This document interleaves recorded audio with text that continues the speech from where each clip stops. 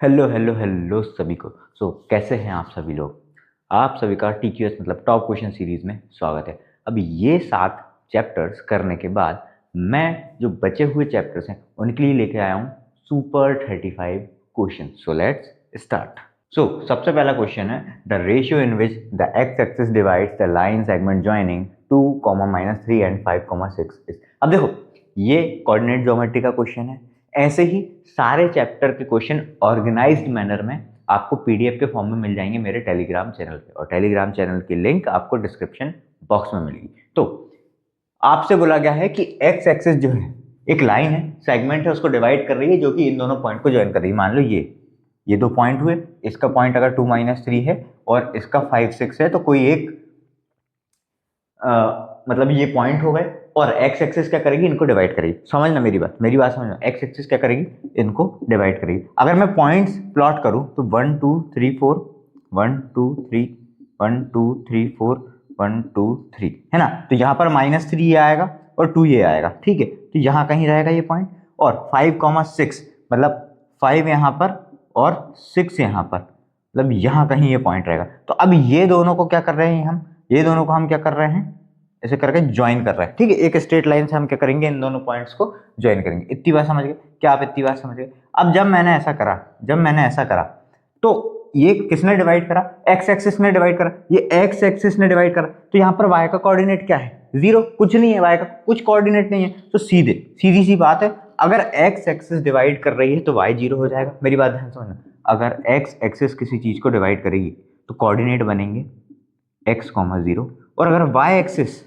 किसी लाइन को डिवाइड करेगी तो कोऑर्डिनेट बनेंगे 0, y। ये बात याद रखना, x एक्सिस डिवाइड कर रही है तो y का कोऑर्डिनेट 0, y एक्सिस डिवाइड कर रही है तो x का कोऑर्डिनेट 0। इतनी बात समझे क्या आप, इतनी बात समझे। अब निकाल लो फटाक से, अब निकाल लो। अब हमको क्या निकालना है, रेशियो निकालना है। तो हम क्या मानते थे, ये लाइन है, ये अगर मान लो यहाँ से डिवाइड हो रही तो हम मानते थे k/1 में इसको क्या कर रहे हैं, डिवाइड कर रहे हैं। तो हम सीधे वाला कौन सा फॉर्मूला लगाएंगे, mx2 + nx1 whole upon m+n, my2 + ny1 upon m+n, ठीक है। ये वाला ये होता है x, y, ठीक है। अब हमको 0 मतलब गिवन क्या है, हमारे लिए इसके कोऑर्डिनेट क्या है, x, 0 है। तो ऑब्वियस सी बात है, मैं कौन सा यूज करके चलूंगा, ये 0 वाली वैल्यू, मतलब ये मैं y वाली वैल्यू यूज करके चलूंगा। तो y बराबर कितना होगा, y बराबर होगा my2 + ny1 अपॉन m+n, और y कितना है, y कोऑर्डिनेट कितना है, 0, इक्वल टू m क्या है, हमारे लिए k है, n क्या है, अरे यही तो है m/n। तो m k है, n1 है, m k है, n1 है, तो m मतलब k इंटू y2, ये x1 y1 x2 y2, तो y2 क्या है हमारे लिए 6 प्लस n कितना है 1 इंटू y1 क्या है हमारे लिए -3 होल अपॉन m+n मतलब k+1। अभी k+1 इधर जाके 0 ही हो जाएगा, तो सीधे सीधे हमारे पास क्या बचा 6k -3 इक्वल टू 0। तो 6 के बराबर हो जाएगा 3, के बराबर हो जाएगा 3/6 मतलब 1/2, ठीक है। तो k की वैल्यू आ गई हमारे पास 1/2। और सिंपल सी बात है, अगर ये k/1 निकालूंगा, तो k की जगह पे मैं क्या रखूंगा 1/2, और रेशियो में क्या चल रहा है 1। अब ये 2 उधर जाके क्या हो जाएगा 1/2 हो जाएगा भाई, 2 इधर जाके क्या हो जाएगा 2 ही हो जाएगा, 2 × 2, तो 1/2 ही क्या है आपका सही आंसर। देन नेक्स्ट क्वेश्चन में आपसे क्या बोला गया, find the relation between x and y such that x, y is equidistant from these 2 points. तो फॉर एग्जांपल देखो, पहले एक चीज समझो, ये मान लो ये 7 1 है, तो ये कहाँ, यहाँ 7 और यहाँ 1, तो ये यहाँ कहीं लाई कर रहा है, फॉर एग्जांपल यहाँ कहीं लाई कर रहा है, और 3, 5, तो 3 यहाँ कहीं और 5 यहाँ कहीं, यहाँ ये 3, 5 है, ठीक है।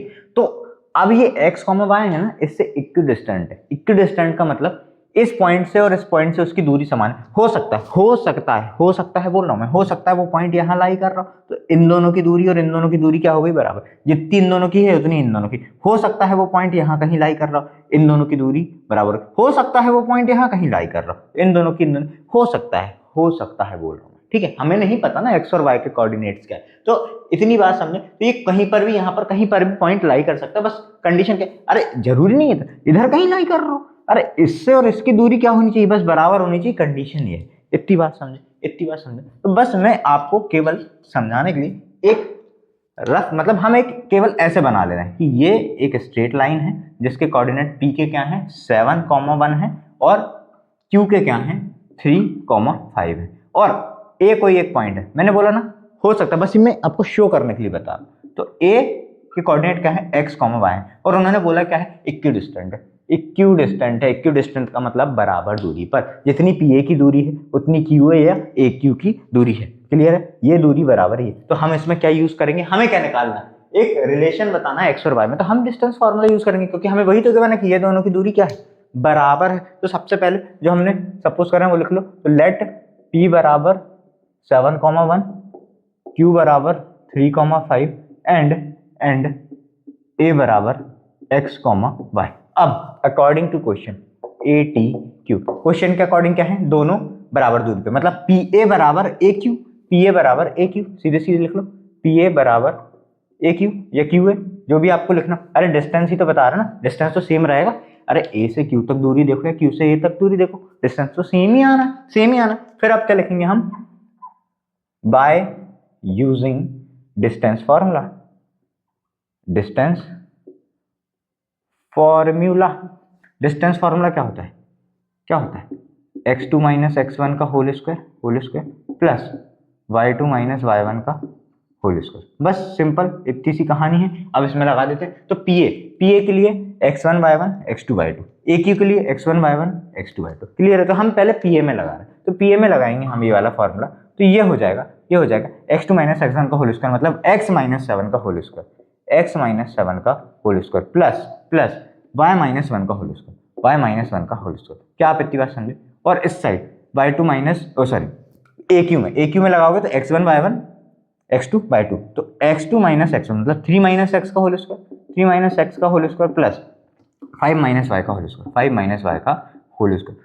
और अब इसमें क्या लग जाएगी, a माइनस p की प्रॉपर्टी लग जाएगी, a माइनस p की प्रॉपर्टी लग जाएगी। उससे पहले एक काम और करना है हमको, अभी पहले मैं यहाँ पर फॉर्मूला लिख देता हूँ आपके लिए, a square plus b square minus twice of a b. उससे पहले हमको एक काम और करना है, क्या करना है, स्क्वायरिंग बोथ साइड्स। तो इससे क्या होगा, दोनों साइड का स्क्वायर करेंगे तो रूट हट जाएगा, तो केवल हमारे पास बचेगा x माइनस 7 का whole square plus y minus 1 का होल स्क्वायर बराबर 3 माइनस x का whole square plus 5 minus y का होल स्क्वायर। अब ये वाली प्रॉपर्टी लगा दो, ये हो जाएगा x square plus 49 minus 7 two 14x plus y square plus 1 minus 2y equal to 9 plus x square minus 6x plus 25 plus y square minus 10y।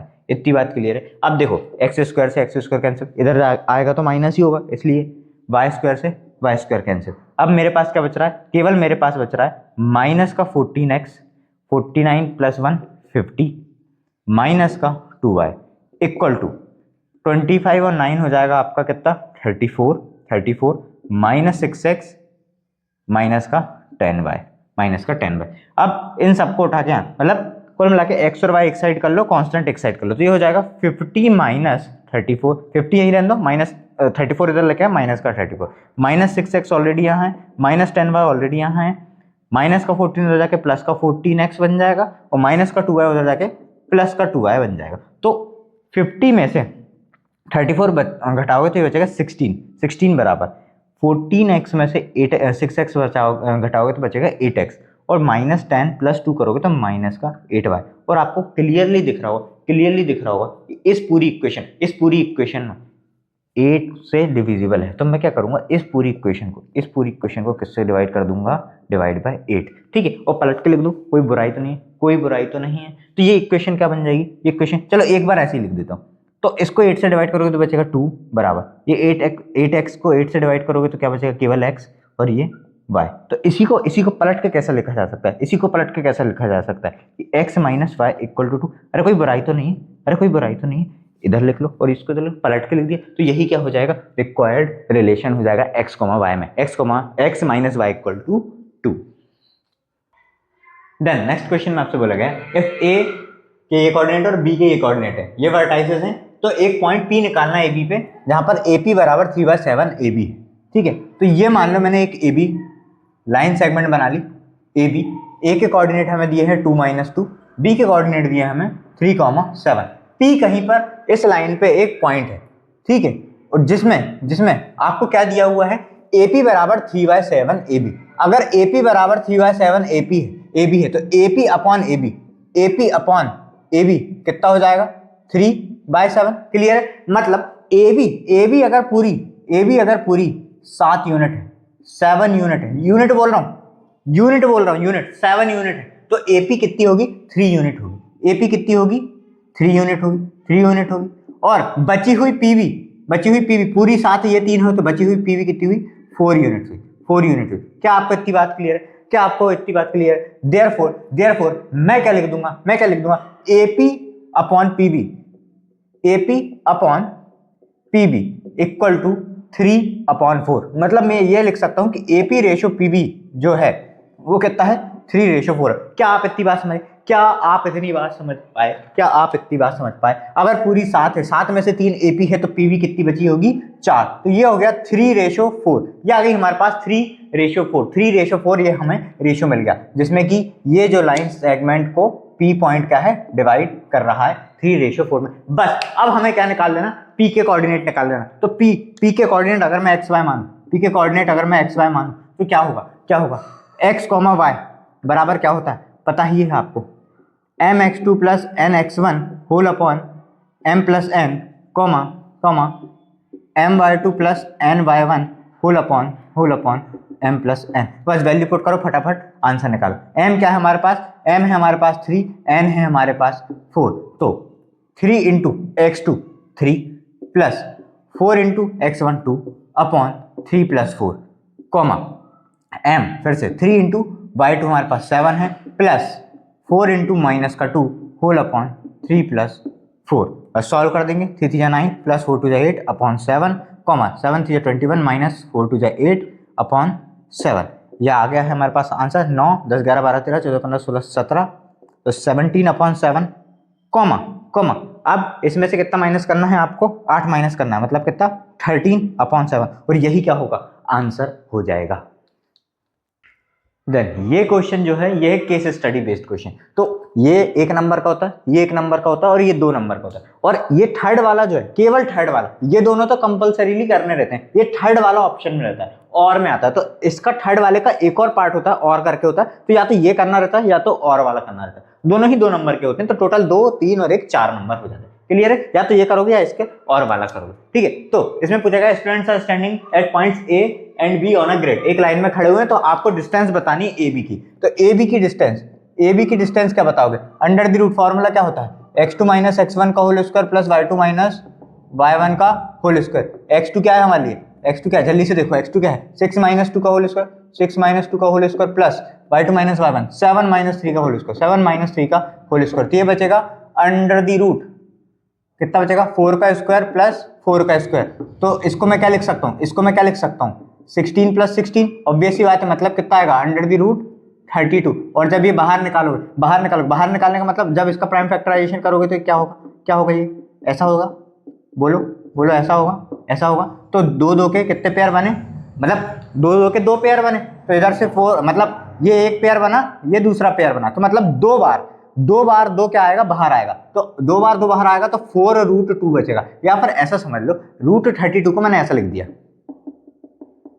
Clear है? तो ये 2 बार का, ये 2 एक बार आके यहाँ पर 2 लिखाएगा, ये 2 बाहर आके एक और 2 लिखाएगा, तो 2 2 जा हो गया 4, और अंदर केवल क्या बचा? 2, इसलिए 4√2 क्या हो जाएगा? इसका आंसर हो जाएगा। मेरे ख्याल से इतनी बात तो आपको पता होगी। क्लियर है? अब नेक्स्ट अब उन्होंने क्या बोला? If our third student C is exactly between A and B, अगर सी जो है ए और बी के बिल्कुल बीच में है, तो वो उसका मिड पॉइंट कहलाया। वो उसका क्या कहलाया? मिड पॉइंट कहलाया। तो हम क्या लिखेंगे? x, y बराबर सी के लिए बता रहा हूं क्या होता है? x1 plus x2 upon 2, y1 plus y2 upon 2। ये मिड पॉइंट का फॉर्मूला होता है। तो x1 plus x2 2 plus 6 upon 2, 3 plus 7 upon 2, तो कितना हो जाएगा? 8/2, 10/2। तो कितना बचा?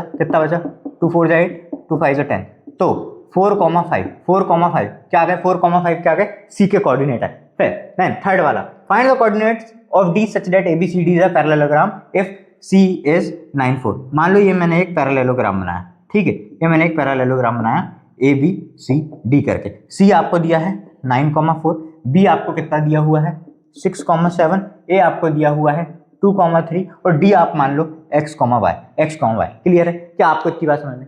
क्या आपको इतनी बात समझ में आई? अगर आपको ये एक्स वाई निकालना है, मतलब ये डी के कोऑर्डिनेट निकालना है, तो देखो एक बात समझो, पैरेललोग्राम की खास बात क्या होती है कि इसकी डायगोनल्स क्या करती हैं, एक दूसरे को बाइसेक्ट करती हैं। मतलब ये और ये बराबर होती हैं और ये बराबर होती है। इसका मतलब इन दोनों का मिड पॉइंट एक ही होगा, इन दोनों का मिड पॉइंट एक ही होगा। तो मैं क्या लिख सकता हूं, मिड पॉइंट ऑफ, ध्यान से देखना जो मैं लिख रहा हूं, BD बराबर मिड पॉइंट ऑफ AC। क्या आप समझे?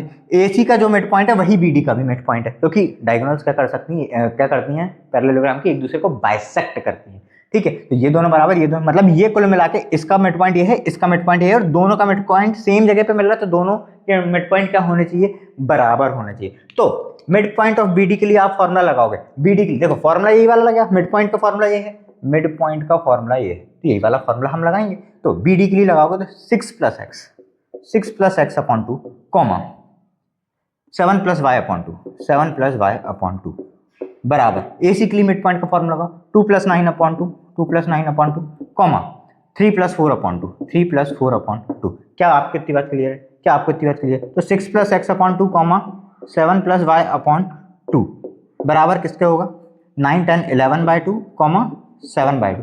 अब एक बात बताओ, जब दोनों मिड पॉइंट है, ठीक है, और दोनों ही एक दूसरे के बराबर है, तो ये वाला x वाले इसके बराबर होगा, ये पूरा इसके बराबर होगा। मेरी बात समझे? अरे ऑब्वियस सी बात है, ये इक्वल में लिखोगे ना, तो ये वाला इसके बराबर होना चाहिए x कोऑर्डिनेट, और ये y कोऑर्डिनेट इसके बराबर होना चाहिए। ऑब्वियस सी बात है। तो हम क्या करेंगे, कंपेयरिंग x एंड y, या कंपेयरिंग ये x एंड y कोऑर्डिनेट्स, ऐसा लिख सकते हैं, कोऑर्डिनेट्स ऑन बोथ साइड्स। ठीक है, x का x के साथ, y का y के साथ। तो x का x के साथ कंपेयर करोगे तो x अपॉन 2 बराबर हो जाएगा 11 बाई 2, 2 से 2 कैंसिल, x बराबर हो जाएगा 11 माइनस 6 मतलब 5। तो x की वैल्यू आ गई 5। फिर नेक्स्ट क्या है हमारे पास, y वाला, तो 7 प्लस वाई अपॉन 2 बराबर करोगे 7 बाई 2, तो 2 से 2 कैंसिल, तो 7 प्लस वाई बराबर हो जाएगा 7, तो y बराबर हो जाएगा 7 माइनस 7 मतलब 0। तो y बराबर कितना आ गया, 0। y बराबर आ गया 0। तो आपके जो d के कोऑर्डिनेट्स हैं, ये d के कोऑर्डिनेट है, ये क्या है, x आया 5, y आया 0। Then find the coordinates of the points of trisection of the line segment joining 4, -1 and -2, -3। तो ये मान लो ये कोई लाइन सेगमेंट है, ठीक है, इसका नाम मैंने PQ दे दिया। ठीक है, अब क्या हो रहा है, P कोऑर्डिनेट है आपके पास 4, -1 एंड Q कोऑर्डिनेट है आपके पास -2, -3। ठीक है, ये मैंने माना है। ठीक है, अब उन्होंने क्या बोला, ये क्या हो रही है, ट्रांसैक्शन हो रहा है, मतलब 3 बराबर भाग करे जा रहे हैं। ठीक है, तो 3 बराबर भाग कर दूं अगर इसके, मान लो ऐसे, तो ये पॉइंट्स बनेंगे हमारे पास। चलो इनके नाम में S और T दे देता हूं, इसके नाम में S और T दे देता हूं। ठीक है, क्लियर है? अब एक बात समझो, चलो इनको नीचे लिख दूं जरा, ये S और T। अब एक बात सुनो, देखो, क्योंकि ये ट्रांसैक्ट कर रही है, तो ये 1:1 में भाग करेगी। क्लियर है? मेरी बात समझे। ट्रांसैक्ट करने का मतलब क्या, तीनों बराबर भाग, तो 1:1:1। अरे 1:1:1 का मतलब क्या है, अरे ये पूरी लाइन, भाई ट्रांसैक्ट करने का मतलब क्या, ये पूरी लाइन अगर 3 है, ये पूरी लाइन 3 है, मतलब 3 यूनिट्स है। ये रेशियो की बात कर रहा हूँ, these are not the exact value, these are the ratio. अगर ये पूरी लाइन P से Q तक 3 यूनिट्स है, तो PS क्या होगा, उसका 1/3 पार्ट होगा। ऐसी ST क्या होगा, उसका 1/3 पार्ट होगा। TQ क्या होगा, उसका 1/3 पार्ट होगा। जब तीनों को जोड़ोगे तो 3/3 मतलब क्या, 1 आ जाएगा, मतलब पूरी एक लाइन आ गई, मतलब पूरी एक यूनिट आ गई, ये पूरी एक यूनिट आ गई। ये 3 में से एक यूनिट ये है। मेरी बात समझे, ये अपने आप में पूरी एक लाइन है, मेरी बात ध्यान सुनो, अपने आप में पूरी एक लाइन है। इसके हमने 3 बराबर भाग करे, तो हर एक भाग 1/3 हो जाएगा। इतनी बात समझे? तो जब तीनों को जोड़ोगे तो फिर से पूरी एक लाइन बन जाएगी। मेरी बात समझ में आई? क्या आपको मेरी बात समझ में आई? तो आप समझो, तो ये ट्राइसेक्ट करने के बाद हमें क्या पता लगा, तीनों 1:1 में क्या कर रही है, डिवाइड करें। अब अगर मैं S कोऑर्डिनेट की बात करूं, तो अगर S के लिए मेरे को कोऑर्डिनेट्स निकालना है, S के लिए मुझे अगर कोऑर्डिनेट निकालना है, तो ये PQ क्या करेगी, इस पॉइंट को थोड़ी देर के लिए भूल जाओ, ये T को थोड़ी देर के लिए भूल जाओ, तो मैंने क्या बोला, ये क्या हो रहा है, PS और SQ, ये दो भाग बचेंगे। अगर मुझे S के लिए निकालना है, तो इसके लिए S पॉइंट के लिए रेशियो क्या बनेगा, 1:2। क्या आप मेरी बात समझ पा रहे हो? अगर ये पूरी एक लाइन है, तो और इसको 3 भागों में बांटा गया है, तो पीएस के लिए रेशियो क्या बनेगा, पीएस केवल एक रेशियो है, बाकी बचा हुआ कितना है 1 और 1 2, बाकी बचा हुआ कितना है 1 और 1 2। क्लियर है। सिमिलरली अगर मैं टी के लिए बात करूं, तो एस को भूलो, टी के लिए बात करूं तो पी से टी तक 1 पॉइंट और टी से लेकर क्यू तक, तो ये कितना है 2, ये कितना है 1। क्या आप मेरी बात समझ पाए। अगर मैं एस के लिए बात करूं तो रेशियो रहेगा 1:2, अगर मैं टी के लिए बात करूं तो रेशियो रहेगा 2:1, 2:1। क्या आप मेरी बात समझ गए। अब लिखना चालू कर दो। लेट p बराबर 4, -1 एंड q बराबर -2, -3। क्या आप मेरी बात समझे। Then for point S the ratio, ये डायग्राम भी बना देना, कोई बुराई नहीं भाई। The ratio is 1:2। क्लियर है। एस पॉइंट के लिए रेशियो क्या है 1:2 है। अब क्या लिखेंगे हम, यूजिंग सेक्शन फॉर्मूला। क्लियर है। यूजिंग सेक्शन फॉर्मूला क्या होता है, एक्स कॉमा वाई के लिए, अरे एक्स कॉमा वाई के लिए तो निकलता ना सेक्शन फॉर्मूला, क्या होता है mx2 plus nx1 whole upon m plus n comma my2 plus ny1 whole upon m plus n। ठीक है। क्लियर है, इतनी बात क्लियर है। आपके में हो सकता है m1x2 प्लस m2x1 दिया हो, तो mn से भी याद रख सकते हो, m1 प्लस n2 मतलब m1 और m2 से भी याद रख सकते हो। और mn से आपको कंपेरेटिवली कंफ्यूजन वो m1 m2 ऐसे तो इससे m और n ले लो, कोई बुराई थोड़ी ना। तो m क्या है हमारे लिए 1 है, n क्या है हमारे लिए 2 है, बस। अब यहाँ पर हमें पुट कर देना, तो कितना निकलेगा, m क्या है हमारे लिए 1 इंटू x2 हमारे लिए क्या है, हम इसके अभी t को भूल जाओ, केवल इस पे ध्यान दो। देखो x2 क्या है हमारे लिए -2, ठीक है, प्लस n क्या है हमारे लिए 2 इंटू ये कितना है x1 4 whole upon 1 plus 2 comma m into by 2 1 into -3 plus 2 into -1 whole upon 1 plus 2। बस इसको सॉल्व करते जाओ। तो 2 into -2 plus 4 2 8 whole upon 3 comma -3 -2 1 2 और होल अपॉन 3 तो क्या बन गया 8 2 क्या बचेगा 6/3 कॉमा -2 क्या बचेगा -5/3। ठीक है, -5/3 तो ये कट जाएगा 3 2 6, तो आपके पास कोऑर्डिनेट आए 2 -5/3। क्या आप इतनी बात समझे, क्या आप इतनी बात समझ पाए हो। अब हम क्या लिखेंगे, अब ये तो हो गए एस के कोऑर्डिनेट, ये क्या हो गए एस के कोऑर्डिनेट। अब लिखेंगे हम for point T the ratio is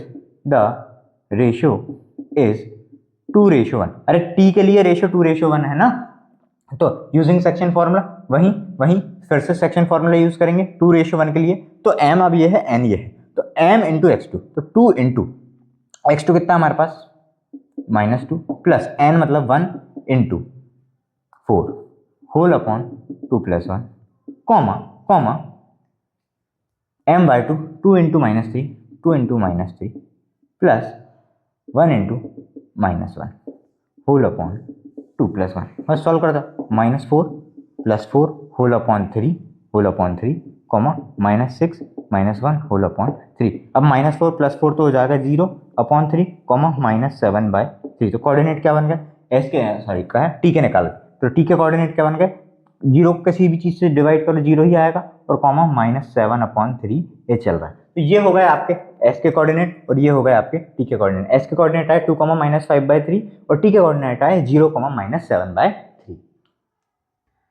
then यहां से जो है आपके एओटी मतलब एप्लीकेशंस ऑफ ट्रिग्नोमेट्री, जिसको आप हाइट एंड डिस्टेंसेस भी बोलते हो, उसके क्वेश्चंस चालू हो रहे हैं। और हाँ एक चीज और, जैसे जो पिछला हमने अभी केस स्टडी करा उसमें जैसे ए बी उसकी दूरी हमारी मेरे ख्याल से आई थी 4√2 आई थी। तो क्योंकि हम लेंथ की बात कर रहे हैं तो यहाँ पर यूनिट्स और लिख दिया करो, अगर उसमें नहीं गिवन है जैसे मीटर है सेंटीमीटर ये नहीं गिवन है तो सीधे 4√2 यूनिट्स लिख दिया करो। ठीक है, तो आंसर में उसमें यूनिट्स और क्या कर लेना ऐड कर लेना, तो 4√2 यूनिट्स क्या कर लेना उसमें आप लिख लेना। ठीक है, नेक्स्ट अब इसमें क्या बोलेगा, if the height of the pole is √3 times its shadow the sun's elevation is. मान लो ये ट्रायंगल है, ठीक है, यहाँ सन है, ठीक है, और ये मतलब यहाँ सन है तो यहाँ से उसकी शैडो आ रही, अरे ये पोल है, सन की रेज यहाँ से आएगी तो शेडो ऐसी बनेगी, तो ये पोल है तो सन की रेज यहाँ से आ रही तो शेडो इधर बनेगी, मतलब ये शेडो। और उन्होंने क्या बोला है जो पोल की हाइट है वो उसकी शेडो से √3 टाइम्स है। अगर शेडो उसकी x है तो पोल जो है √3x हो जाएगी। शेडो अगर उसकी x है तो पोल जो है वो √3x हो जाएगी। अब आपको क्या पूछा है, सन का एलिवेशन पूछा है, मतलब ये वाला एंगल, एलिवेशन यही बनेगा, एंगल ऑफ एलिवेशन यही बनेगा। किस किस के बीच में रिलेशन है, perpendicular upon base, perpendicular upon base, perpendicular upon base. तो अगर ये थीटा है, मान लो ये थीटा है, फिलहाल के लिए मान लेता हूँ ये थीटा है, तो टेन थीटा बराबर क्या होता है, परपेंडिकुलर अपॉन बेस। तो x से x कट गया तो टेन थीटा की वैल्यू क्या है, टेन थीटा की वैल्यू क्या है, √3। और टेन थीटा √3 कब होता है, √3 कब होता है, जब थीटा कितना होता है 60 डिग्री। तो वही क्या हो जाएगा आपका answer. Tree breaks due to storm, broken top touches ground at 30 degree. मान लो ये पेड़ था पूरा, अब ये टूट गया, तो मान लो इतना एक बड़ा पेड़ था वो टूट गया, वो टूटा, तो ये जो ग्राउंड है, ग्राउंड पे कितने डिग्री पे टच कर रहा है, वो 30 डिग्री पे टच कर रहा है।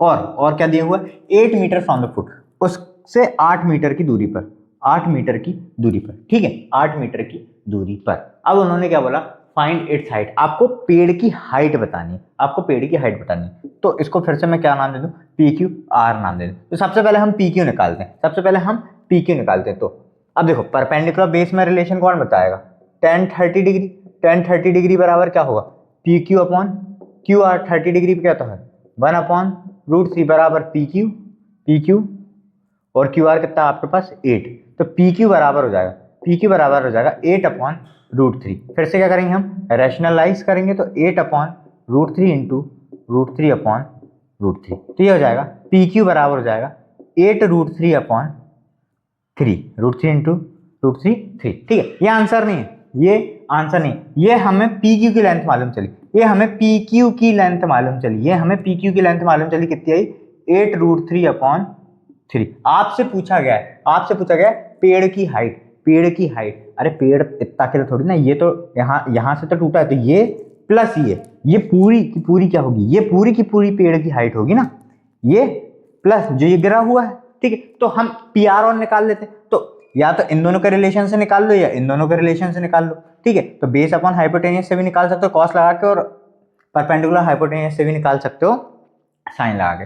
तो अगर साइन थीटा लगाना चाह रहे हो तो साइन 30 डिग्री बराबर क्या होगा, perpendicular PQ upon hypotenuse PR। तो साइन 30 होता है 1/2, तो PQ तो आपको निकाला है, अभी हमने निकाला कितना 8√3/3, और PR कितना है, PR तो हम फाइंड ही कर रहे हैं, तो देखो PR चला जाएगा उधर तो 2 आ जाएगा इधर, या फिर एक स्टेप और बढ़ा दे रहा हूं मैं इसकी, 1/2 बराबर हो जाएगा 8√3/PR इंटू 3, ये PR इंटू 3, तो 3 इंटू PR। अब PR को भेजो उधर, केवल PR को भेजो उधर, तो PR बराबर 8√3 इंटू कितना 2 इंटू 2/3, तो नीचे चल ही रहा है, तो PR बराबर 8 2 16 √3/3 मीटर, और यही क्या हो जाएगा आपका आंसर। क्लियर है, नहीं ये आंसर नहीं होगा, ये आई है PR की वैल्यू, ये आई है 16 √3/3 किसकी, PR की वैल्यू। आंसर होगा मतलब ऐसा बोलो, हाइट ऑफ ट्री, ऐसा लिखो, हाइट ऑफ द ट्री बराबर कितना, PQ प्लस PR, ठीक है ना। ये आंसर है, कहाँ गया ना, ये आंसर है ना, ये आंसर, इन दोनों को जोड़ के आंसर आएगा, तो ये होगी पूरी ट्री की हाइट। तो PQ कितना आया आपके पास 8√3/3 प्लस PR कितना आया 16√3/3, LCM तो 3 ही रहने वाला, ऊपर बचेगा 8√3 प्लस 16√3, तो ये कितना हो जाएगा 16 और 8 करोगे 24, 24√3/3, तो 3 से कितने बार कट रहा है 24, 8 बार। तो हाइट आई जो आपकी ट्री की हाइट कितनी आई, अब ये है आंसर, हाइट कितनी है भाई, ये 3, ये वाला 3 है ना, इधर काटे वाला कुछ 3 नहीं है, ये वाला LCM वाला 3, तो ये 3 8 24, तो हमारे पास आंसर मतलब जो ट्री की हाइट है वो कितनी है 8√3 मीटर, ये होगा आंसर। क्लियर है, ये क्या थी, ये जो लगा हुआ है अभी, जो गिरा नहीं है, और ये जो ऐसा टूट के इधर टच कर रहा है, ठीक है, ग्राउंड पे 30 डिग्री के एंगल पे, तो ये प्लस यही क्या होगी पूरी पेड़ की हाइट, वो कितनी है 8√3 मीटर। देन आपसे बोला गया है the angle of elevation of a cloud from 60 metre above a lake is 30 degree and its reflection depression is 60 degree. Find the height of the cloud. मान लो ये लेक का सरफेस है, ये मान लिया क्या, लेक का सरफेस है, और ये क्या है, क्लाउड है। ये क्या है, इस हाइट पे क्लाउड है। मैंने क्या मान लिया, ये हाइट जो है ये क्लाउड की हाइट है। ठीक है, ठीक है। अब उन्होंने क्या बोला, जो 60 मीटर, ये सरफेस से 60 मीटर ऊपर, ये सरफेस से 60 मीटर ऊपर, मतलब ये कितना है, ये 60 मीटर, ये 60 मीटर है। यहां से जो है, यहां से जो एंगल ऑफ एलिवेशन बन रहा है क्लाउड का, यहां से जो एंगल ऑफ एलिवेशन बन रहा है क्लाउड का, वो कितना है, 30 डिग्री। इतनी बात समझे क्या आप, इतनी बात समझे। इसको डार्क ही कर देता हूँ, ठीक है। यहां से जो एंगल ऑफ एलिवेशन है क्लाउड का, वो कितना है, 30 डिग्री का है, वो 30 डिग्री का है। क्लियर है इतनी बात, क्या आप इतनी बात समझ पाए। अब उन्होंने क्या बोला, जो उसका रिफ्लेक्शन, उसका डिप्रेशन 60 डिग्री का है। अब एक बात समझो, बच्चे अक्सर कंफ्यूज क्या होंगे कि उसका रिफ्लेक्शन यहाँ बनेगा सरफेस पे, पानी की सरफेस बनेगा। उनका सोचना गलत नहीं है, बट टेक्निकली आप ऐसा समझो, जो सरफेस है वाटर का, वो as a plane mirror behave कर रहा है। और आपने फिजिक्स में पढ़ा होगा, साइंस में, फिजिक्स में आपने पढ़ा होगा कि जो प्लेन मिरर है उसकी प्रॉपर्टी क्या होती है कि जितने दूर ऑब्जेक्ट होता है उतने ही दूर उसकी इमेज बन रही होती है, मतलब ऑब्जेक्ट डिस्टेंस बराबर इमेज डिस्टेंस। ये प्लेन मिरर की एक प्रॉपर्टी होती है। तो सिमिलरली लेक भी क्या, लेक का सरफेस भी as a plane mirror behave करेगा। तो क्या समझो मेरी बात, ये जो है, ये सरफेस है, ये क्या है, ये लेक सरफेस है। ये जो लाइन एक्स्ट्रा खींच दे रहा हूं, ये लेक सरफेस है। इसके 60 मीटर ऊपर से लेक का एंगल ऑफ एलिवेशन 60 डिग्री था, और यहीं से एंगल ऑफ डिप्रेशन 60 डिग्री। तो मैंने क्या बोला, जितने ऊपर क्लाउड है उतने ही नीचे, सरफेस से उतने ही नीचे उसकी इमेज बनेगी। मतलब जितनी लेंथ ये है उतनी ही लेंथ कहाँ बनाऊंगा मैं, नीचे बनाऊंगा। क्या आप मेरी बात समझ पाए, उम्मीद करता हूं समझ गए होंगे।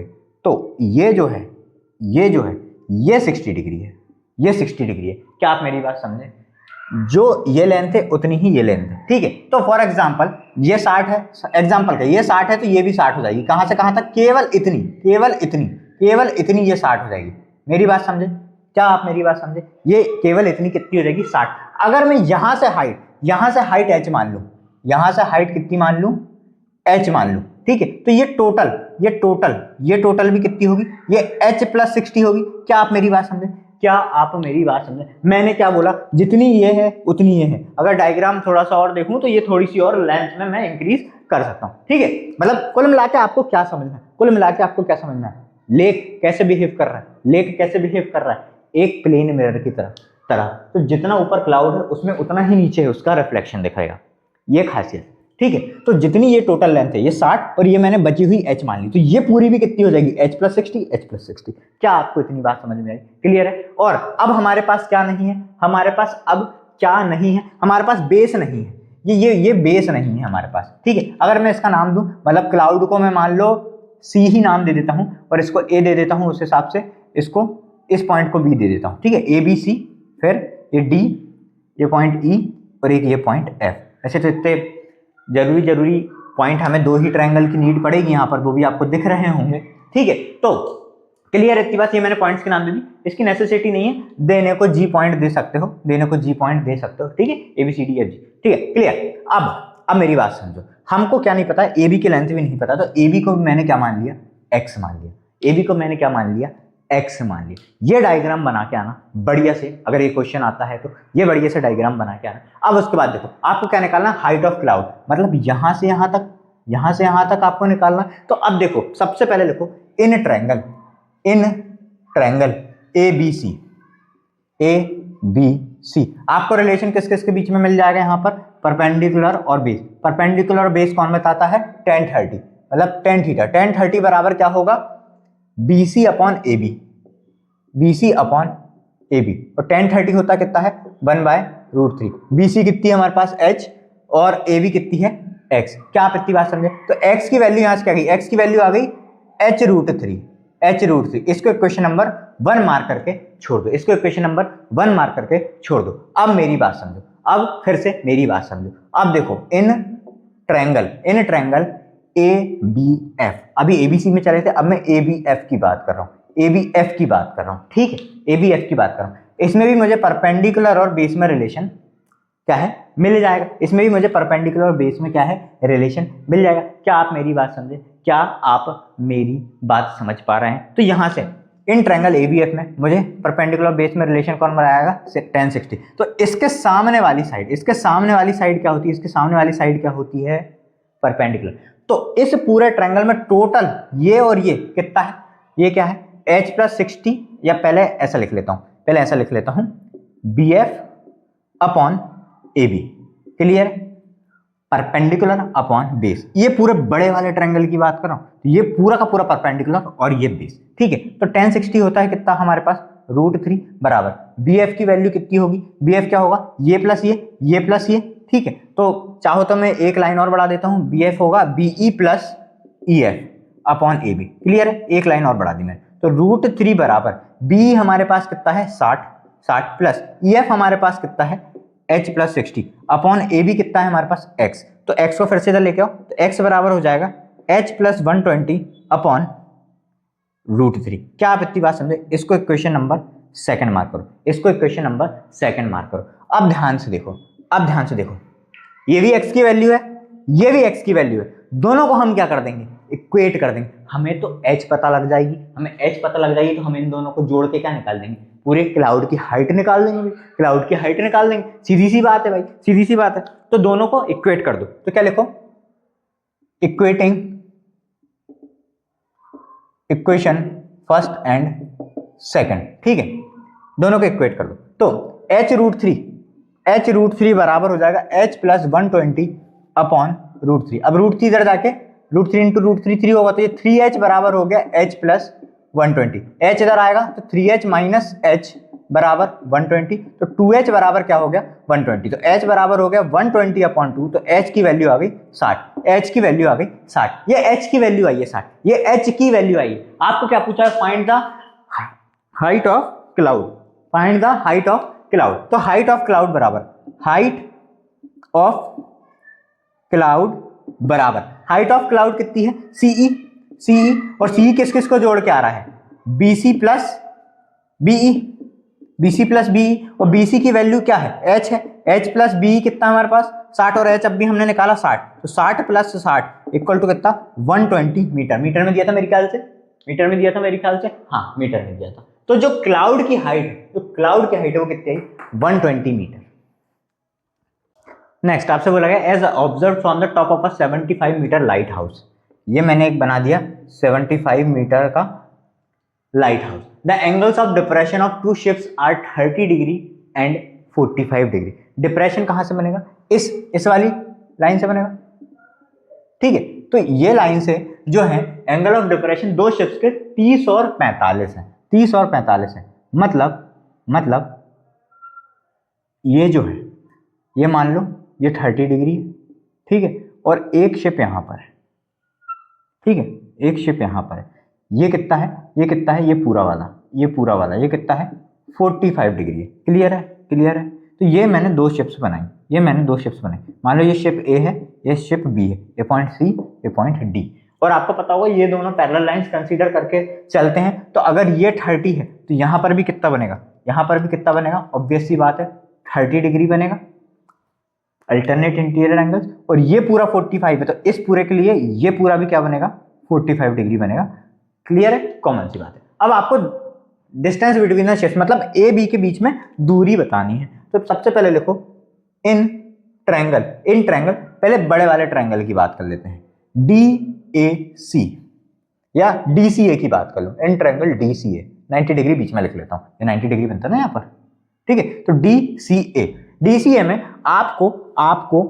आपको क्या चाहिए, बेस चाहिए और परपेंडिकुलर गिवन है। अरे इसके सामने वाली साइड परपेंडिकुलर, कौन बताएगा परपेंडिकुलर बेस में, tan थीटा, तो tan 30 डिग्री बराबर DC अपॉन AC। क्लियर इतनी बात, tan 30 होता है 1/√3 बराबर DC आपको दिया हुआ है 75 और AC आपको तो निकालना ही है। तो AC बराबर हो जाएगा 75√3 मीटर। क्लियर, ये आ गई AC की वैल्यू, ये आ गई AC की वैल्यू। अब लिखो इन ट्रायंगल।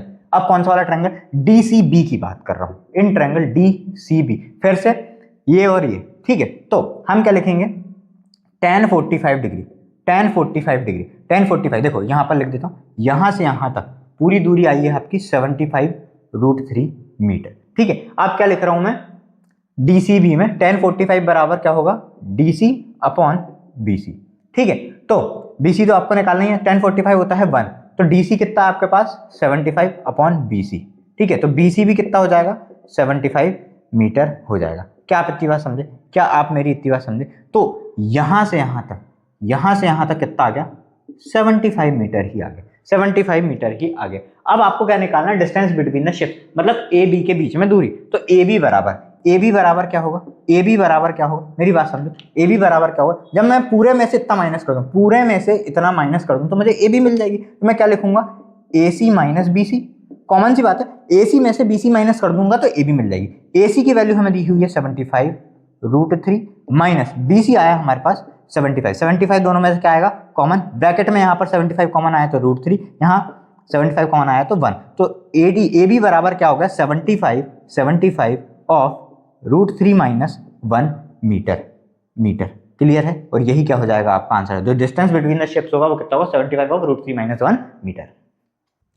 देन फिर ये केस बेस्ड स्टडी क्वेश्चन है। अब 1.6 meter tall statue stands on a pedestal, pedestal ऐसा समझ लो कि एक वो चबूतरा टाइप से रहता है ना, उसके ऊपर स्टैच्यू बना रहता है, तो वो समझ लो। तो मान लो ये पेडेस्टल है, ये पेडेस्टल है, ठीक है, ये पेडेस्टल है फॉर एग्जांपल, और इस पे ये है कोई एक स्टैच्यू खड़ा हुआ है, ये कोई एक स्टैच्यू खड़ा हुआ है। ठीक है, तो आपसे क्या बोला गया है, स्टैच्यू जो है 1.6 मीटर की है, 1.6 मीटर का है, और आपसे ये बोला गया है फ्रॉम पॉइंट पी में यहाँ कहीं पॉइंट ले लूं, कोई दिक्कत तो नहीं, इस पॉइंट पी से elevation of the top of the statue, statue के टॉप पे, स्टैच्यू के टॉप पे, स्टैच्यू के टॉप पे कितना है, स्टैच्यू के टॉप पे कितना है 60 डिग्री का है, 60 डिग्री का है। ये आपसे क्वेश्चन में बोला गया है, ये जो है ये 60 डिग्री का है, ये जो है ये 60 डिग्री का है। क्लियर है इतनी बात, ये जो है 60 डिग्री का है।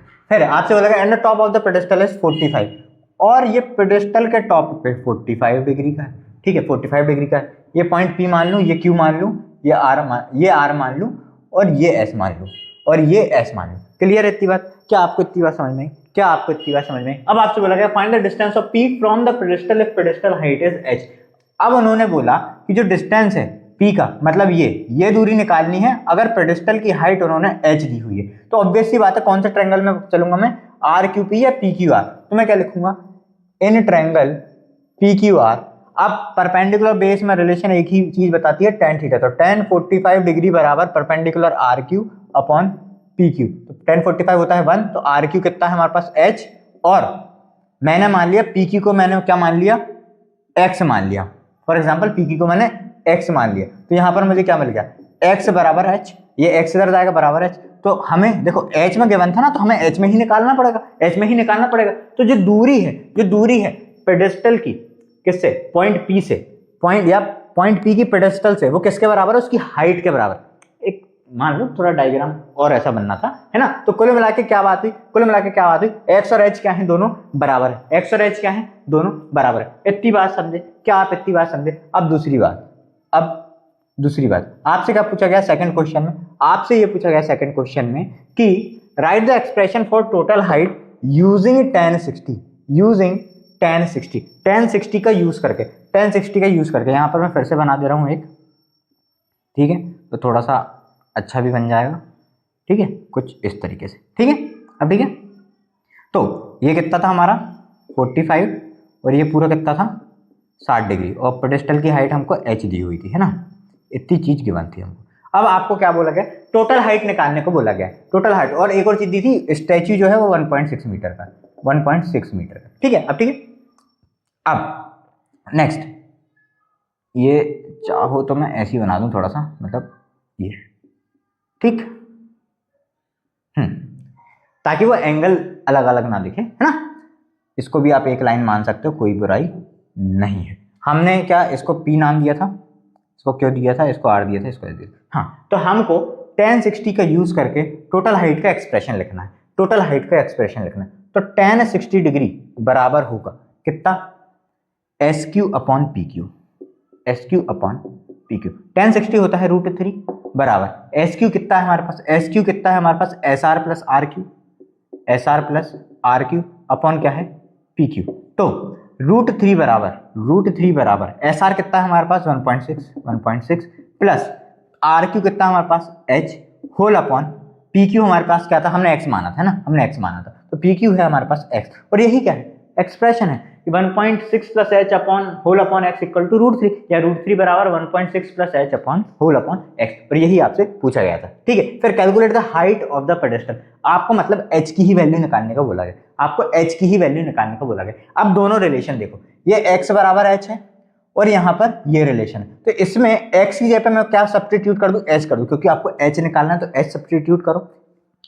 पॉइंट पी की दूरी निकालने का बोला जाता है तो एक्स, एच की जगह एक्स रखते हैं। अभी आपसे क्या बोला गया, हाइट निकालनी पेडेस्टल की, मतलब एच निकालना, तो एक्स की जगह पे क्या सब्स्टिट्यूट करो, एच सब्स्टिट्यूट करो, तो रूट थ्री बराबर हो जाएगा 1.6 plus H whole upon H, इस एक्स की जगह पे मैंने क्या रख दिया, एच रख दिया, तो एच जाएगा इधर, तो रूट थ्री एच बराबर हो जाएगा 1.6 प्लस एच, अभी इधर आएगा तो root three H minus H बराबर हो जाएगा 1.6, एच कॉमन लोगे तो ये होगा रूट थ्री माइनस वन बराबर 1.6। ठीक है, अब एच की वैल्यू क्या आएगी 1.6 upon root three minus one, 1.6 upon ये रूट थ्री माइनस वन नीचे, अब इसको कर दो रैशनलाइज, तो ये हो जाएगा root three plus one upon root three plus one.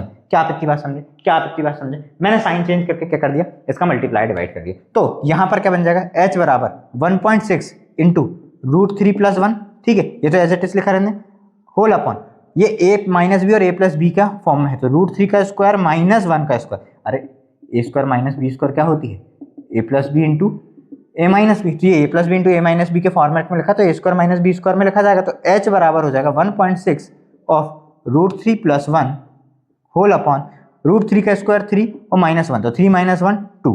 ठीक है, तो एच फाइनली एच कितना आया, टू से कट जाएगा 0.8 बार 1.6, तो 0.8 of root three plus one काय में चल रहा है मीटर, और यही क्या हो जाएगी एच की वैल्यू हो जाएगी, मतलब हाइट ऑफ पेडेस्टल। देन यहाँ से आपके सर्कल्स चैप्टर के क्वेश्चन स्टार्ट हो रहे हैं। From point Q tangent length is 24 centimetre, distance from centre is 25 centimetre, radius is, ये क्वेश्चन को देखते से ही आप लगा सकते हो 7 सेंटीमीटर। कैसे, मैंने आपको ट्रिग्नोमेट्री के टाइम भी बोला था कि ट्रिपलेट याद कर लेना, मैंने बताया थे दो तीन ट्रिपलेट बताया था, एक 3 4 5 का बताया था, एक 5 12 13 का बताया था, और एक 7 24 25 का बताया था। मैंने बोला भी था कम से कम ये 3 ट्रिपलेट तो याद रख लेना, ये 3 ट्रिपलेट तो याद रख लेना, उसमें से ये 5 13 और 25 इधर वाली सबसे लार्जेस्ट साइड क्या है, हाइपोटेनियस है, ये हाइपोटेनियस है, ये बाकी दो साइड में से एक कोई है। मैंने आपसे क्लियरली बोला था कि अगर एक आपको लार्जेस्ट साइड दी हो 5 13 या 25 दी हो, और इनमें से 4 12 और 24 कुछ कोई भी एक साइड परपेंडिकुलर बेस दी हो, तो ये होगा, या तो ये दी हो तो ये होगा, ये दी हो तो ये होगा, तो 3 4 5 5 12 13 7 24 25, तो आपको गिवन है 25 है 24 है, थर्ड वाली 7 होगी। और किसी को बेसिक से करना है तो आपसे क्या बोलिए, ये एक सर्कल है, ठीक है, ये पॉइंट क्यू है, यहां से कोई टेंजेंट आ रही है, यहां से कोई टेंजेंट आ रही है, जो कि उसकी लेंथ जो है 24 सेंटीमीटर की, और इससे सेंटर से इसकी दूरी 25 सेंटीमीटर। आपको पता है कि पॉइंट ऑफ कांटेक्ट पे रेडियस जहां से निकलती है, वहां पॉइंट ऑफ कांटेक्ट पे टेंजेंट 90 डिग्री बनाती है, तो 90 डिग्री के सामने वाली साइड कहलाती है हाइपोटेनियस। इसमें पाइथागोरस लगाओगे, आपको क्या निकालना है, ये हाइपोटेनियस परपेंडिकुलर बेस है, तो ये कितना होगा 25 का स्क्वायर बराबर परपेंडिकुलर का स्क्वायर प्लस बेस आपको मान लो दिया है 24 का स्क्वायर, तो 25 का स्क्वायर 625, 24 का स्क्वायर यहाँ पर 576 बराबर पी स्क्वायर। जब घटाओगे तो ये आएगा 49 बराबर पी स्क्वायर, तो पी बराबर हो जाएगा अंडर द रूट 49, मतलब क्या 7। बेसिक से, और जिसको ट्रिपलेट याद है वो इतनी चीज करेगा ही नहीं। 5 3 4 5 5 12 13 7 24 25। नेक्स्ट आपसे बोला गया prove that the length of the tangent from an external point are equal. तो एक सर्कल बना लेते हैं फट से, एक सर्कल बना लिया, ये कोई मैंने एक्सटर्नल पॉइंट बनाया P, एक्सटर्नल पॉइंट बनाया P, तो ये टेंजेंट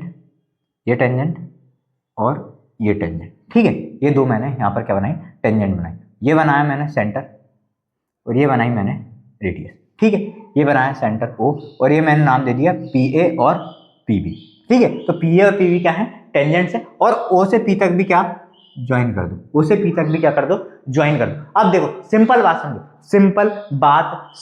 सिंपल बात क्या समझो, आपको गिवन क्या है, गिवन क्या है आपको गिवन है N external point P, an external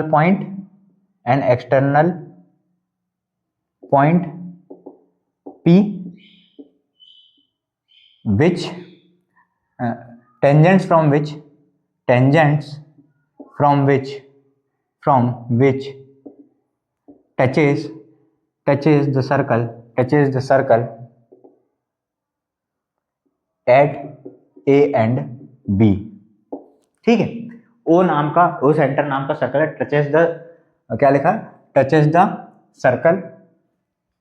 circle with centre O at, ऐसा वाला लिख लो, with centre O at A and B. Clear है? एक एक्सटर्नल पॉइंट P है जो सर्कल को A और B पे टच करता है, एंड ऑब्वियस सी बात है आपको पता होना चाहिए पॉइंट ऑफ कांटेक्ट पे यहां पर कितना बनता है, 90 डिग्री बनता है। तो मैं लिख लेता हूं OAB बराबर OBP बराबर 90 डिग्री। क्लियर है? OAB और OBP कितना होगा, 90 डिग्री। यहां पर भी 90 बनता है, पॉइंट ऑफ कांटेक्ट पे यहां पर भी 90 बनता है। टू प्रूव आपको प्रूफ क्या करना है, PA बराबर PB कि जो टेंजेंट्स हैं वो बराबर है, तो PA बराबर PB आपको प्रूफ करना है। अब हम स्टार्ट करते हैं प्रूफ। हम क्या स्टार्ट करते हैं, प्रूफ। तो हम लिखेंगे in triangle OAP and triangle OBP। दिख गया ये पूरा ट्रायंगल और ये पूरे ट्रायंगल में। अब ध्यान से देखो हमें क्या गिवन है, OAB बराबर OBP बराबर 90 डिग्री। ये लिख देंगे हम गिवन, क्या इतनी बात क्लियर है? फिर नेक्स्ट क्या देखो, AO बराबर BO, क्या लिखेंगे, रेडियाई ऑफ सेम सर्कल। अरे सेम सर्कल की रेडियाई क्या होती है, बराबर होती है। मैं कितनी भी रेडियस बना दूं सारी की सारी बराबर होंगी। तो A और BO क्या है, रेडियस है। और नेक्स्ट OP बराबर OP क्या है, कॉमन है। पर एक बात समझो, 90 डिग्री के सामने वाली साइड होती है hypotenuse.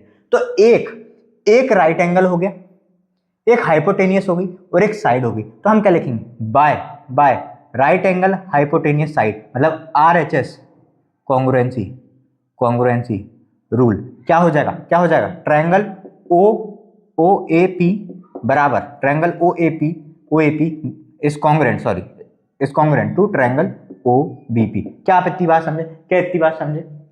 90 degree right angle hypotenuse, OP बराबर OP एंड साइड AO और BO। ठीक है, इससे क्या प्रूफ हो गया, राइट एंगल हाइपोटेनियस साइड से क्या प्रूफ हो गया कि OAP और OBP, मतलब ये दोनों ट्रायंगल OAP और OBP कैसे हैं, कॉन्ग्रुएंट है। और कॉन्ग्रुएंसी की सबसे बड़ी अच्छी खास बात क्या होती है कि हर एक लेंथ भी क्या हो जाएगी, बराबर हो जाएगी, मतलब करस्पॉन्डिंग। मतलब जैसे AP AB के बराबर, O है इसके, ये एंगल, समझ गए? क्लियर? तो हम क्या लिखेंगे, PA बराबर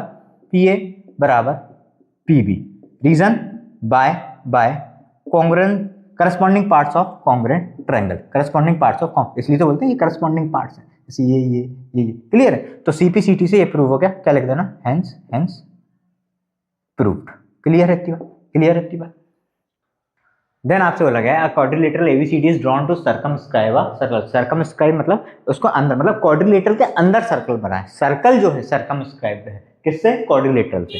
ठीक है। तो क्या लिखा, quadrilateral ABCD is drawn to circumscribe a circle. ये हमने सर्कल को सर्कमस्क्राइब करवा दिया। Prove that AB plus CD बराबर AD प्लस BC। अब ध्यान से देखो, ये सारी क्या है, ये AS AP, ये क्या है, टेंजेंट्स है। ये A से ये दो टेंजेंट, B से ये दो टेंजेंट, C से ये दो टेंजेंट और D से ये दो टेंजेंट आपस में बराबर होनी चाहिए। जैसे मतलब मैं अगर बोलूं कि AP ये बराबर होगी AS के, क्या आपको देखा AP बराबर AS, ये AP और AS क्या होगी, बराबर होगी। AP और AS बराबर होगी। सिमिलरली देखो, मैं एक बात बताऊं, ऐसे क्वेश्चन में ध्यान कर देना, जोड़े हमें कहां से बनाने, हमको AB और CD देखना है। तो AB के लिए ये वाली लेंथ देखो पहले, और CD के लिए पहले ये वाली लिखना। ठीक है, देखो मैं कैसा बोल रहा हूँ, AP बराबर AS होगी। क्लियर है? अब हमें AB चाहिए, अभी केवल AP है। अब BP बराबर BQ लिखो। देखो अब भी समझाता हूँ, BP बराबर BQ लिखो। ठीक है, नेक्स्ट अब मैंने आपसे कल ये मत लिखना, ये पहले ये वाली लिखो, CR बराबर CQ। अब भी बताऊंगा क्यों, CR बराबर CQ। फिर लिखना DR बराबर DS। सारी हो गई, दिख गई, सारी हो गई। इन सब का एकमात्र रीजन क्या होगा, tangents from the same external point are equal. अरे अब भी तो प्रूफ करके आए हैं। तो अब देखो एडिंग ऑल ऑफ देम, जैसे मान लो ये इसको फर्स्ट दे दूं, ये इसको इक्वेशन सेकंड दे दूं, इक्वेशन थर्ड दे दूं, इसको इक्वेशन फोर्थ दे दूं, ठीक है। तो क्या लिखना एडिंग ऑल द इक्वेशंस,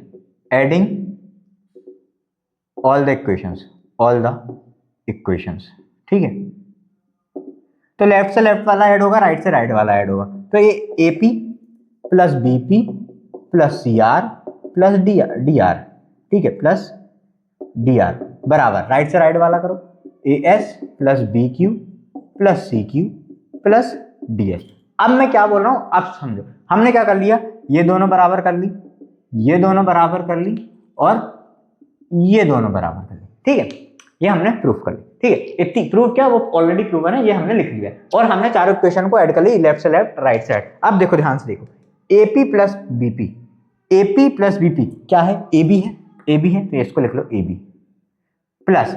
अब मैं आपसे इसलिए बोला था क्योंकि अब हमें अरेंज करना नहीं पड़ेगा। हमें क्या लिखा, CR बराबर CQ दिख रहा है, CR बराबर CQ ये हमने लिखा था, और DR बराबर DS। तो यहाँ पर CR मिल गया और DR मिल गया, ये मुझे एक ही साइड मिल गया, मेरे को इनको पलटना नहीं पड़ा ना। अगर मैं CQ बराबर CR लिखता तो मुझे पलटना पड़ जाता इक्वेशन को, इसलिए मैं बोल रहा था ये देख के लिखना। AB और CD की बात हो रही तो पहले AB और CD का लिखो, अपने आप BC और AD का अपने आप आ जाएगा, ऑब्वियस सी बात। तो AB, अब देखो CR प्लस DR देखो किसके बराबर है, CD के बराबर है, दिख गया। अब बस इसको अरेंज करना पड़ेगा एक लाइन में। कैसे अरेंज करना पड़ेगा, लिखा सब वही है। देखो अरेंज क्या करना पड़ेगा, हमको क्या चाहिए, AD और BC चाहिए। AD किस को जोड़ के मिलेगा, AS और DS को जोड़ के मिलेगा। तो AS और DS बेचारे दूर दूर लिखे ना, तो इनको अरेंज कर लो ना, AS प्लस DS बना लो एक ब्रैकेट में, प्लस BQ प्लस CQ बना लो एक ब्रैकेट में। चाहते तो इसको भी एक एक ब्रैकेट में यहाँ पर, चलो एक लाइन और, चलो मैं इंक्रीज कर ही दे रहा हूँ,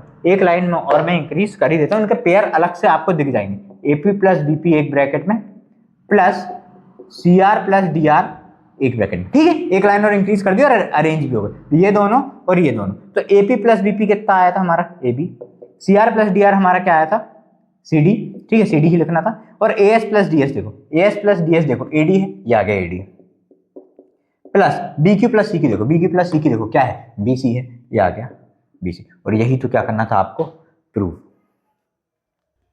देन नेक्स्ट आपसे बोला गया ट्रायंगल ABC सर्कमस्क्राइब्स अ सर्कल। अभी कोऑर्डिनेटर कर रहा था, अब ट्रायंगल ने सर्कमस्क्राइब करा हुआ है सर्कल को, जिसकी रेडियस 4 सेंटीमीटर है, ठीक है। सच दैट BD 8 है और CD आपको 6 दी हुई है। आपको AB और AC निकालना है, अब मेरी बात सुनो, सबसे पहले तो इनको जोड़ने का काम करो, और आपको पता होगा टेंजेंट जिस पॉइंट पे रेडियस को टच करती है वहां पर 90 डिग्री बनता है, ये 90 डिग्री बनेगा, ये परपेंडिकुलर्स हैं सारी। अगर ये 8 है तो यहाँ से यहाँ तक भी 8 होगी। अब भी हमने थ्योरम प्रूफ करी है, सेम एक्सटर्नल पॉइंट से टेंजेंट बनाई जाती है सर्कल पे तो बराबर होती है। और ये कितनी हो जाएगी, 6। अगर ये 6 है तो ये भी 6, ये 8 है तो ये भी 8।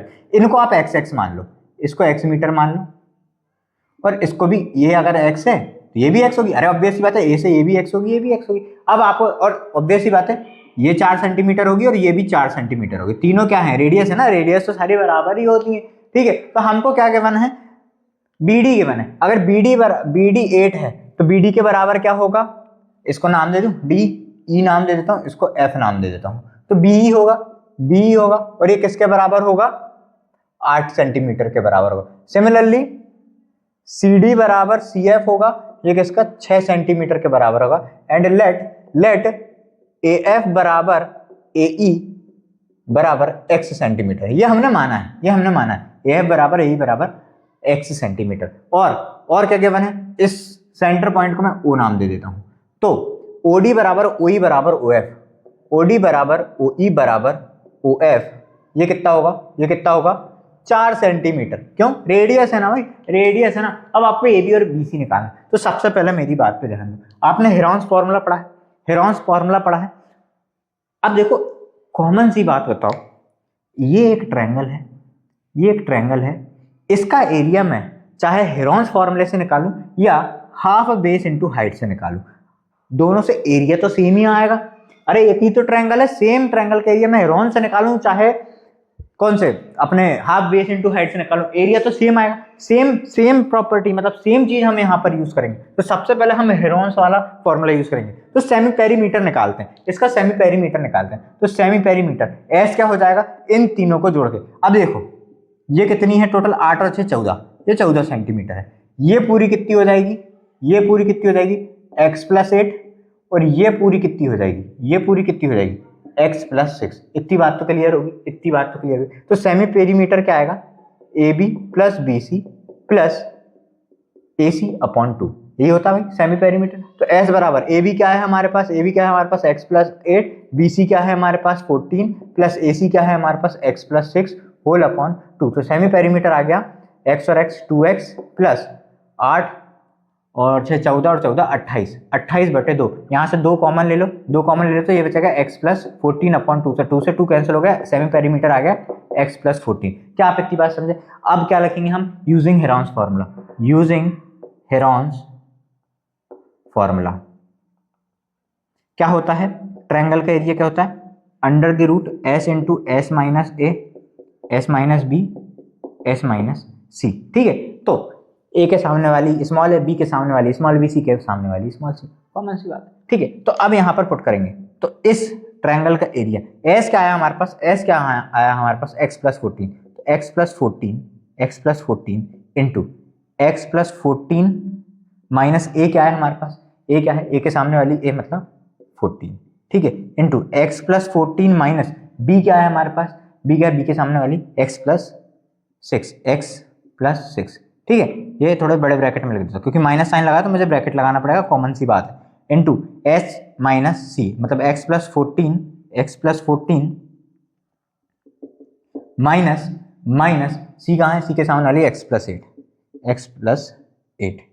ठीक है, अब इसको सिंप्लीफाई कर देते हैं, इसको सिंप्लीफाई कर देंगे तो ये हो जाएगी x+14 -14 + 14 दोनों कैंसिल, तो बचेगा केवल x, केवल बचेगा x इंटू, अब ये ओपन करोगे तो x+14 - x - 6, और ये ओपन करोगे तो x+14 - x - 8। अरे माइनस के अंदर मल्टीप्लाई होगी, साइन चेंज हो गए, तो ये बचेगा आपके पास x × x+14। ये जमा दिया मैंने, इसको x को आगे ले लिया है ना, तो ये -x से +x कैंसिल हो गया, तो 14 में से 6 घटाओगे बचेगा 8, इंटू फिर -x + x कैंसिल, 14 में से 8 घटाओगे बचेगा 6।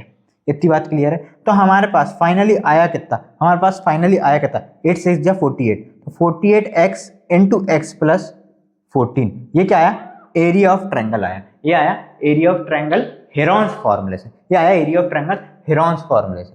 इसको इक्वेशन नंबर 1 मार्क करके छोड़ दो, इसको इक्वेशन नंबर 1 मार्क करके छोड़ दो। क्लियर है इतनी बात, क्या आपको इतनी बात समझ में। अब फिर से एरिया ऑफ, या ऐसा लिख लेता हूं, पहले ऐसा लिख लेता हूं, एरिया ऑफ ट्रायंगल ABC बराबर ट्रायंगल ABC का एरिया, ट्रायंगल ABC का एरिया किस किस को जोड़ के निकलेगा। अब देखो ध्यान से देखना मैं क्या कर रहा हूं, मैं ये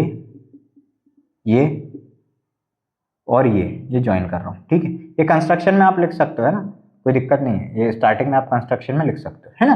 तो मैंने ये तीनों ज्वाइन कर दी, तो ये वाला ट्रायंगल, ये वाला ट्रायंगल और ये वाला ट्रायंगल, इन तीनों को जोड़ के ABC की एरिया आएगा। मैं क्या लिखूंगा, एरिया ऑफ ट्रायंगल AOC, देखा AOC plus area of triangle COB plus area of triangle BOA। Clear है इतनी बात। तो एरिया ऑफ ट्रायंगल AOC, अब हमें हाफ बेस इनटू हाइट लगाना है। अब ये देखो AOB में देखो, सॉरी AOC लिया ना पहले, AOC ये क्या है, मैंने शुरू में ही बोल दिया था, ये परपेंडिकुलर हाइट एल्टीट्यूड एक ही बात होती है। तो हाफ बेस ये है और हाइट ये है, तो मैं क्या लिखूंगा, हाफ बेस क्या है हमारे लिए AC इंटू हाइट क्या है हमारे लिए OF प्लस हाफ इंटू किसके लिए, हम COB के लिए देख रहे हैं, COB के लिए बेस है BC इंटू हाइट है हमारे लिए OD प्लस हाफ BOA के लिए देखो, बेस है AB, हाइट है OE, तो ये हो जाएगा हाफ इंटू AC कितना हमारे पास, क्या हमारे पास AC है, बिल्कुल AC है हमारे पास x+6 इंटू OF है हमारे पास 4। ये तो सब OF OD और OE सब के सब 4 ही हैं, प्लस हाफ BC कितना हमारे पास 14 into 4 plus half into AB कितना हमारे पास x प्लस 8 इंटू 4। तो ये 2 2 जा 4 ये कट गया, ये 2 2 जा 4 ये कट गया, ये 2 2 जा 4 ये कट गया। तो हमारे पास बचा 2 इंटू एक्स प्लस 6 प्लस 14 2 जा 28 प्लस 2 इंटू एक्स प्लस 8, ये 2 इंटू एक्स प्लस 8। इसको सॉल्व करो, ये हो जाएगा 2x plus 12 plus 28 plus 2x plus 16। ये हो जाएगा आपके पास 2x plus 2x 4x plus कितना 8 9 10 और एक 16, एक कैरी 2 3 4 5 56। क्लियर, इतने आ रहा है। और यहाँ से मैं 4 और कॉमन ले लेता हूँ, 4 कॉमन लूंगा तो ये हो जाएगा x प्लस 14, 4 4 16 1 4 1 4 14 4 56। ठीक है, इसको इक्वेशन नंबर 2 मार्क कर दो, इसको इक्वेशन नंबर 2 मार्क कर दो। अब क्या लिखो, from equation first and second, from equation first and second. देखो मेरी बात समझो, ये भी एरिया ऑफ ट्रायंगल एबीसी है, ये भी एरिया ऑफ ट्रायंगल एबीसी है, ये भी एरिया ऑफ ट्रायंगल एबीसी, ये भी एरिया ऑफ ट्रायंगल एबीसी, दोनों क्या होने चाहिए, बराबर होने चाहिए, मैंने आपको बताया था। क्लियर है, तो सीधे सीधे मैं क्या लिख दूंगा, root 48x of x plus 14 बराबर 4 ऑफ x प्लस 14। अब रूट हटाना पड़ेगा तो हमको ऑब्वियस सी बात है स्क्वायर करना पड़ेगा दोनों साइड का, तो स्क्वायरिंग बोथ साइड्स, तो ये बचेगा आपके पास 48x इंटू एक्स प्लस 14 बराबर 4 का स्क्वायर 16 और x प्लस 14 का होल स्क्वायर चल रहा है। तो ये 16 3 जा 48 ये कट गया, ठीक है, 16 3 जा 48 ये कट गया, 6 3 जा 18 1 3 0 1 4। ठीक है, ये बचा आपके पास 3x ऑफ x प्लस 14 बराबर, इसको होल स्क्वायर खोल दो तो एक्स स्क्वायर प्लस कितना 14 का स्क्वायर मतलब 196 प्लस 14 2 जा 28x। क्लियर है, और ये हो जाएगा आपका 3x स्क्वायर प्लस कहाँ गया हमारा 14 3 जा 42 4 12 1 3 0 1 4 42x है ना, 3x स्क्वायर प्लस 42x बराबर x square plus 196 plus 28x। अब सबको एक साइड कर लो, ये हो जाएगा 3x square minus x square plus 42x minus 28x plus नहीं माइनस का 196 इक्वल टू 0। क्या आप इतनी बात समझ पाए? क्या आप इतनी बात समझ पाए हो? उम्मीद करता हूँ आप इतनी बात समझ गए होंगे। तो अब 3x square minus 2x square बचेगा 2x स्क्वायर प्लस माइनस होगा साइन प्लस का ही आएगा, तो 28 29 30 31 32 मतलब 14x माइनस 196 इक्वल टू 0। इस पूरी इक्वेशन को 2 से डिवाइड कर दो, दिख रही है, हो जाएगी आराम से। तो ये बचेगा X square plus 7x minus 2 9 18 2 8 16 equal to 0। Clear है? क्या आपको इतनी बात क्लियर है? क्या आपको इतनी बात क्लियर है? ठीक है। अब मैं इस साइड का रब कर रहा हूं, ठीक है। ये आ गया हमारे पास क्या, क्वाड्रेटिक इक्वेशन। अब इसको सॉल्व कर देते हैं। तो सॉल्व करेंगे तो फैक्टर्स निकालते हैं 98 के, भाई क्या हो जाएगा 2 4 जा 8 2 9 जा 18 7 7 जा 49 एंड 7 1 जा 7। सिंपल फैक्टर्स बन रहे हैं, 7 2 जा 14 और एक 7। तो यहाँ पर माइनस का 98 चाहिए हमको, प्रोडक्ट तो 98 आ जाएगा, प्लस माइनस करके 7 आना चाहिए। तो देखो 7 2 जा 14 माइनस 7 भी आ जाएगा प्लस का, 14 इंटू माइनस 7 माइनस का 98 भी आ जाएगा। तो फैक्टर्स क्या बने इसके, X square plus 14x minus 7x minus 98 equal to 0। क्या आप इतनी बात समझे? ठीक है, इतनी बात समझे, ठीक है। अब इन दोनों में से x कॉमन लोगे तो x प्लस 14 बचेगा, और यहाँ पर भी x प्लस 14 बचेगा, शांति से लिख देने का, ठीक है। और यहाँ पर हमको 7 चाहिए, तो यहाँ पर क्या जाएगा, ऑब्वियस ही बात है 7 और काय का माइनस का, तो minus 7 into x minus 7x और 7 4 28 2 7 7 8 9 और माइनस 7 इंटू 14 माइनस का 98। दोनों जगह से x प्लस 14 कॉमन आएगा, तो बीच में बचेगा, मतलब उसके बाद बचेगा x माइनस 7 इक्वल टू 0। तो दो फैक्टर आएंगे, x प्लस 14 इक्वल टू 0, तो x बराबर minus 14 which is not possible because side of a triangle can't be negative. Clear है? तो हम क्या लेंगे, x minus 7 equal to 0, x equal to 7। तो x की वैल्यू लेंगे 7, ए बी कितना है हमारे पास, हमको ए बी और ए सी पूछा हुआ है। ए बी कितना है हमारे पास, x प्लस 8 है, तो x आया 7 प्लस 8 8 9 10 11 12 13 14 और 1 15। तो ए बी आ गई हमारे पास 15 सेंटीमीटर, ए बी आ गई कितनी हमारे पास 15 सेंटीमीटर। और बची क्या हमारे पास, ए सी कितनी है भाई, AC है हमारे पास x+6 तो AC बराबर हो जाएगा कितना 7+6 मतलब 13 सेंटीमीटर और यही क्या हो जाएंगे आपके answer. Next case based study में आपसे क्या पूछा गया, technician is working on a wheel where two spokes are tangents from P। तो ये एक व्हील मान लो, तो ये कोई पॉइंट P मान लो, यहाँ से ऐसी टेंजेंट्स बनी हुई हैं, इतनी बात समझ लो आप तो बस, ठीक है, इतनी बात समझ लो। ये पॉइंट हमने रेडियस से जोड़ दिए, ये रेडियस से जोड़ दी, ये O, ये A और ये B, ठीक है ठीक है। और हम OP भी जोड़ देते हैं क्योंकि आपको गिवन है, OP भी हमने क्या कर दी, जोड़ दी। तो ये 25 सेंटीमीटर गिवन है, यहाँ आपको पता ही है 90 डिग्री बनता है, और रेडियस आपको 7 सेंटीमीटर, रेडियस आपको 7 सेंटीमीटर गिवन है। आपसे सबसे पहले क्वेश्चन पूछा गया the length of the tangent PT। अब भी बताया था PT T नाम देना है क्या इनको, और देख लेते हैं, एक मिनट OTP। अच्छा ये T है और ये S है, ये S है, ठीक है ये S है, ठीक है। क्वेश्चन में भी मेंशन करना था, ठीक है। Find the area of quadrilateral OTPS भी है, OTPS, ठीक है। तो T और S है, तो find the length of the tangent PT। ये PT की लेंथ अब भी मैंने आपको बताया था, 7 गिवन है, 25 गिवन है, हाइपोटेन्यूस ये हो जाएगी 24, ये हो जाएगी 24, सीधी सी बात है, ये हो जाएगी 24 सेंटीमीटर। पाइथागोरस लगा के निकाल सकते हो, बहुत इजीली निकाल सकते हो। सीधे क्या लिखना, OP स्क्वायर बराबर, OP का स्क्वायर बराबर कितना, OT square plus PT square. तो OP स्क्वायर कितना, OP कितना हमारे पास 25 का स्क्वायर बराबर OT कितना हमारे पास 7 का स्क्वायर प्लस PT का स्क्वायर। तो ये हो जाएगा 625 और ये माइनस आके 49 बराबर PT का स्क्वायर। कितना बचेगा 576 इक्वल टू PT स्क्वायर। तो PT बराबर कितना हो जाएगा 24 सेंटीमीटर, ठीक है। फिर व्हाट इज एंगल OTP बताना तो नहीं होता है, बट वो वाला नहीं होता, मतलब एंगल तो बता दो। तो एंगल OTP बराबर कितना 90 डिग्री। वैसे OTP किसी से शेयर नहीं करना, बट ये वाला OTP आप निकाल के कितना बताओगे 90 डिग्री। रीजन क्या लिखोगे कि radius of the circle touches at 90 degree या point of contact is 90 degree where the tangent touches radius of the circle, ठीक है। तो OTP equal to 90 degree. Find the area of triangle OTPS quadrilateral का area निकालना। तो आप क्या लिखो, एरिया ऑफ क्वाड्रिलेटरल OTPS बराबर area of triangle OTP plus area of triangle OSP। Clear है। तो हाफ बेस इनटू हाइट से आसानी से निकल जाएगा। कैसे, अरे परपेंडिकुलर अल्टीट्यूड हाइट एक ही होता है और राइट एंगल ट्रायंगल बन रहा है ना, तो बेस और हाइट तो मिली जा रही है ना, यहाँ पर मिली जा रही। तो OTP के लिए कितना हो जाएगा, हाफ इंटू OTP कहाँ है हमारा, ये रहा। तो base 7 into 24 plus half into, अब देखो ये 24 है तो ये भी 24 होगी, ठीक है।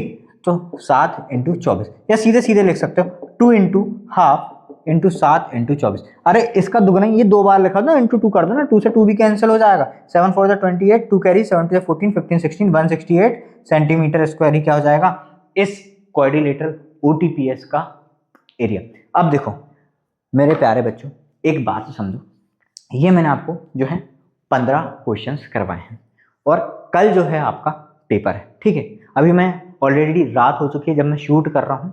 अब बात यह है एक्चुअल में टाइम की थोड़ी सी अपने को पता समझिए, तो टाइम थोड़ा हमारे पास बहुत ज़्यादा नहीं है क्योंकि कल ही पेपर है आपका और ऑलरेडी रात हो गई है और अभी हमारे पास 20 क्वेश्चन और बचे हुए हैं। अभी मैं 20 क्वेश्चन अगर शूट करूंगा तो मुझे ही एडिट करना है, फिर वो एक्सपोर्ट होगी, उसके बाद वो अपलोड होगी, ठीक है। वो फाइल कंपेरेटिवली लार्जर होती है। तो मैं आपसे ये बोल रहा हूँ, ये 15 क्वेश्चन तो मैंने यहाँ पर आपको आराम से डिटेल में करवा दी। तो बचे हुए 20 क्वेश्चन उनकी PDF जल्दी से जाके टेलीग्राम चैनल से डाउनलोड करो और उनको सॉल्व करो। मेरी बात समझ पा रहे हो, क्योंकि इनको शूट करना, क्योंकि देखो अपने पास डिजिटल बोर्ड तो है नहीं, तो मैं पहले लिख रहा हूँ, ठीक है, कैमरा चालू करके आ रहा हूँ, पहले क्वेश्चन लिख रहा हूँ, कैमरा चालू करके आ रहा हूँ, आपको एक्सप्लेन कर रहा हूँ, जाके ऑफ कर रहा हूँ, वीडियो रिकॉर्डिंग ऑफ कर रहा हूँ, फिर आके ये पूरा रब कर रहा हूँ, फिर नेक्स्ट क्वेश्चन लिख रहा हूँ, फिर सॉल्व कर रहा हूँ, मतलब चालू करके सॉल्व करके फिर बंद करके फिर मिटा के। तो ये प्रोसेस हर बार करनी पड़ रही है मुझे,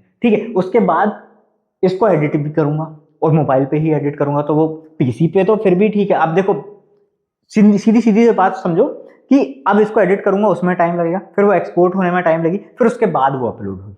क्लियर है? तो मैं बस इतना चाहता हूँ कि ये जो क्वेश्चंस मैंने पूरा जो ढूंढ के निकाले हैं आप लोगों के लिए, ये पूरे जो क्वेश्चंस मैंने निकाल के लाया हूँ, ये आप तक जल्दी से जल्दी पहुंच जाए, ये आप तक जल्दी से जल्दी पहुंच जाए। ठीक है? क्लियर है मेरी बात? क्या आप मेरी बात समझ पाए हो? तो ये 15 क्वेश्चन आपने कर लिए। 20 क्वेश्चन जो हैं आपको टेलीग्राम चैनल पर पीडीएफ मिल जाएगी, फटाक से जाकर डाउनलोड करो और उनकी प्रैक्टिस कर लो बहुत अच्छे से। उन बाकी के 20 क्वेश्चन की बहुत अच्छे से प्रैक्टिस कर लो। क्लियर है? और कल के पेपर के लिए very very all the best. बहुत बहुत बहुत बहुत अच्छे से पेपर करके आना, कल बहुत अच्छे से पेपर करके आना। ऑल द बेस्ट सभी लोगों को।